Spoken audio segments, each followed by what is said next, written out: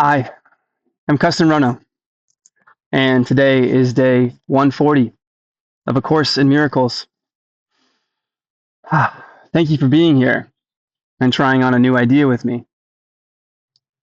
Reviewing Principle 10. The use of miracles as spectacles to induce belief is a misunderstanding of their purpose.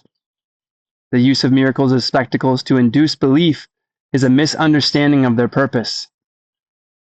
This has echoes of day 2. Miracles as such do not matter. The only thing that matters is their source, which is far beyond evaluation. And consciously selected miracles can be misguided. They're habits, natural, involuntary. They're everyone's right. But they require purification first, of course.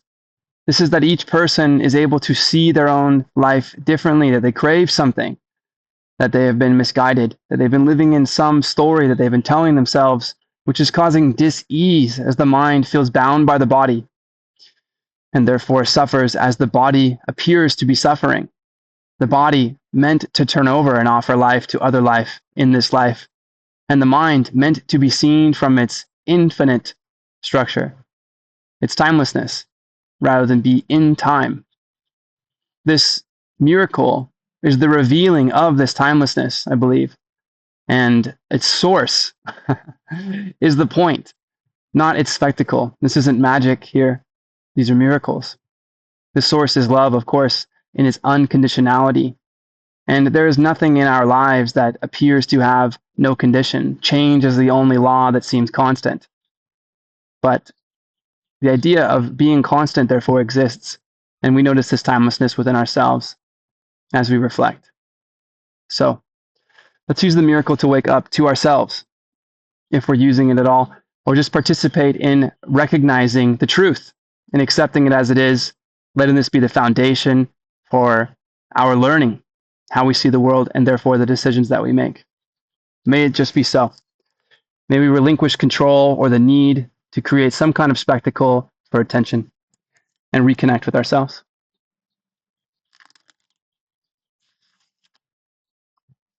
I will accept atonement for myself, for I remain as God created me.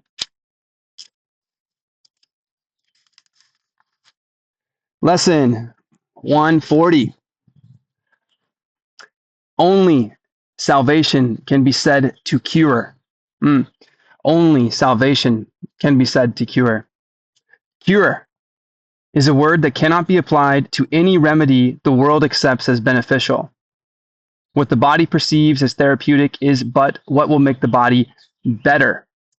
When it tries to heal the mind, it sees no separation from the body where it thinks the mind exists.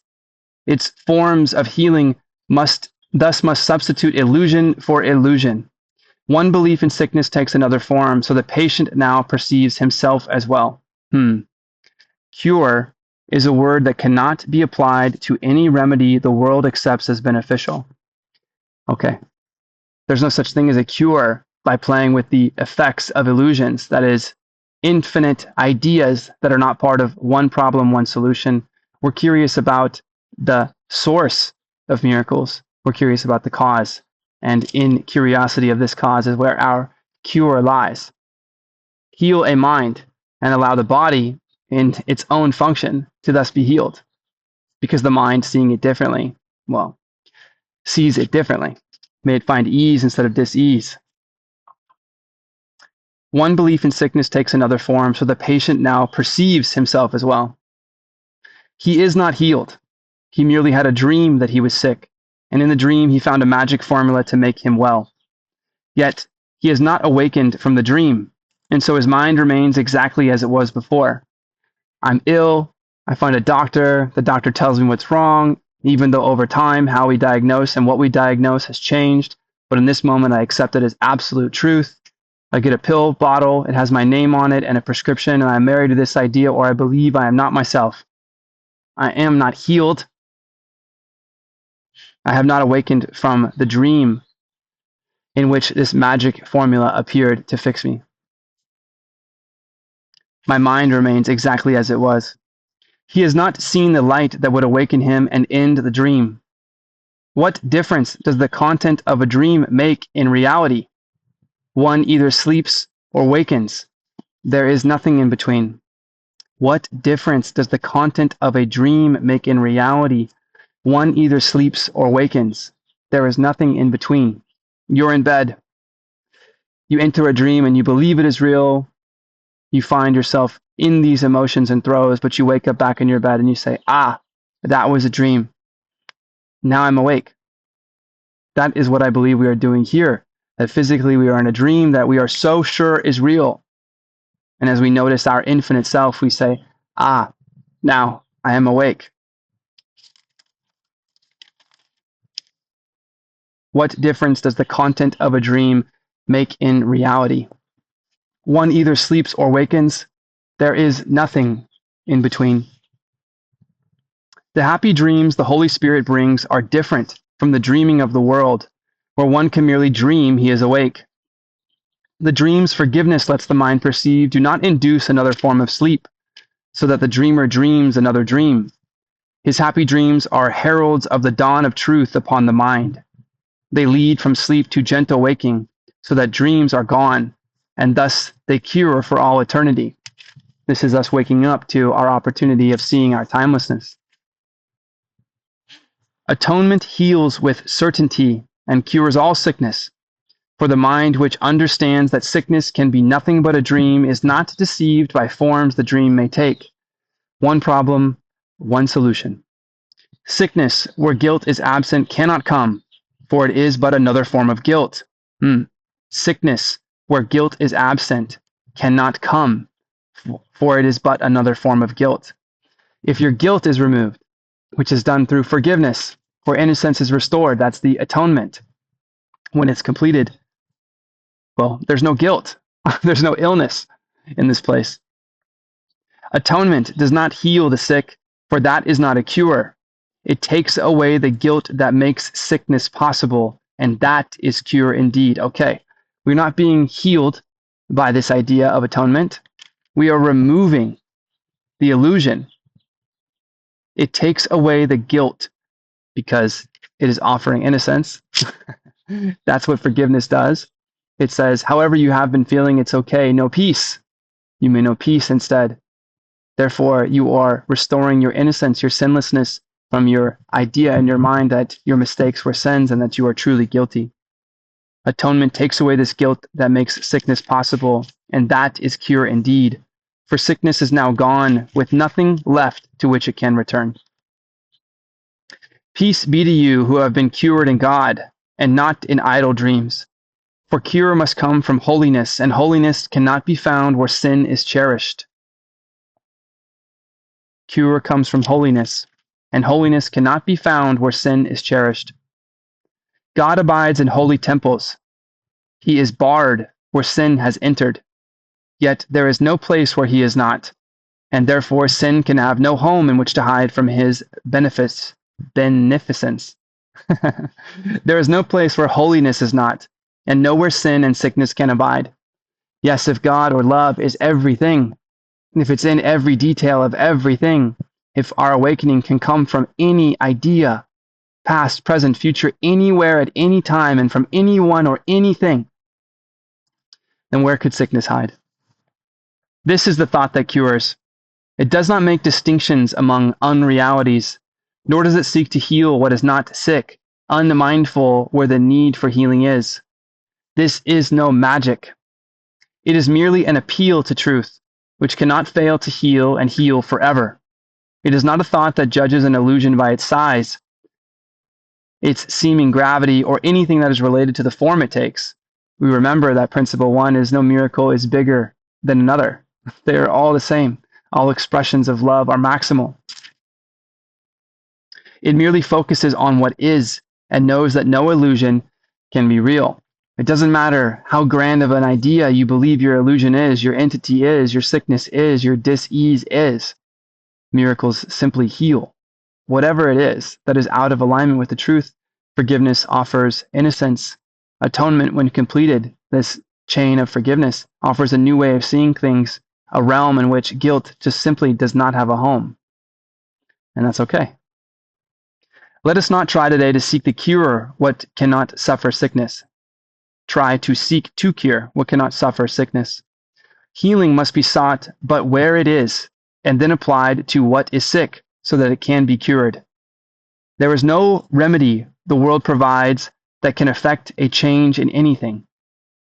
There is no remedy the world provides that can effect a change in anything, because we are playing with the effects, the stories that we believe about ourselves in time, when, if you choose to see it, you have access to timelessness. There is no remedy the world provides that can effect a change in anything. The mind that brings illusions to the truth is really changed. There is no change but this. For how can one illusion differ from another in attributes that have no substance, no reality, no core, and nothing that is truly different? Comparing two things together, neither of which are fundamentally true at the basis of it, timeless, constant, infinite. When we bring these ideas to the truth, simply the truth remains, and it remains in forgiveness and love. What a beautiful idea. Today we seek to change our minds about the source of sickness, for we seek a cure for all illusions, not another shift among them. We will try today to find the source of healing, which is in our minds because our Father placed it there for us. It's not in this diet, switching to that protocol, and then this pill, and then that meditation. It's inside of you, of course. We know from yesterday that I am myself, of course, and you are yours. And if this is certain, this simple truth, then we may see all life from this level of certainty. For what we believe about ourselves, we believe is true for others. Let us not be caught in some cycle that thinks we switch from item to item to item, and that external thing from whatever we are is what cured us, or we no longer own our own salvation.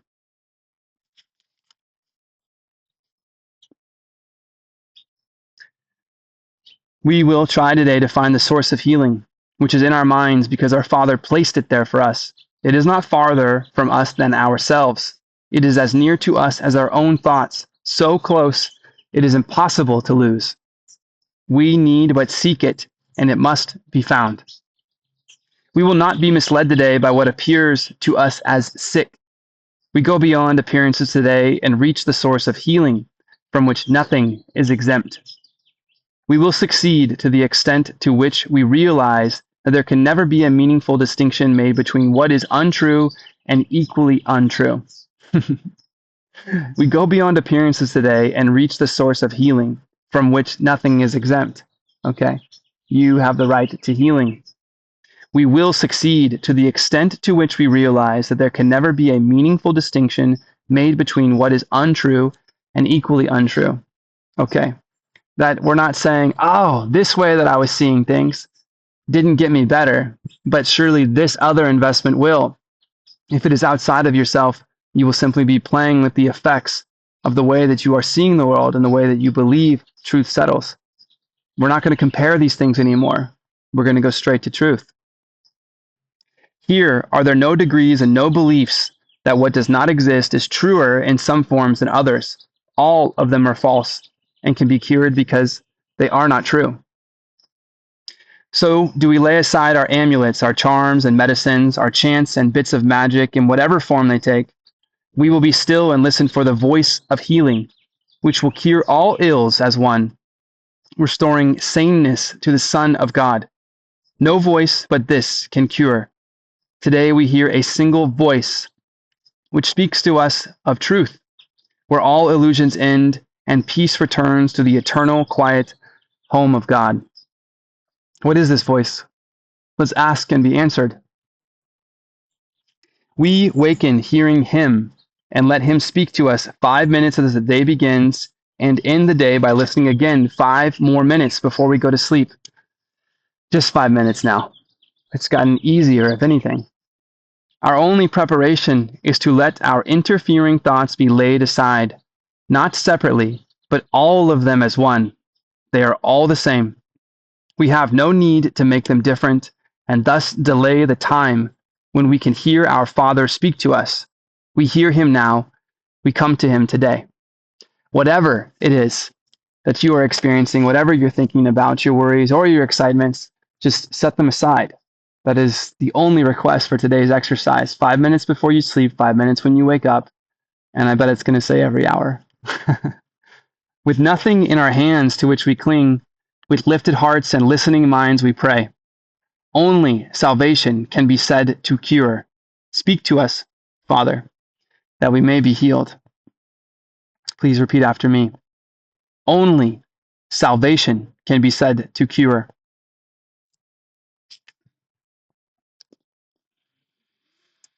Speak to us, Father, that we may be healed. Let's say it again. Only salvation can be said to cure. Speak to us, Father, that we may be healed.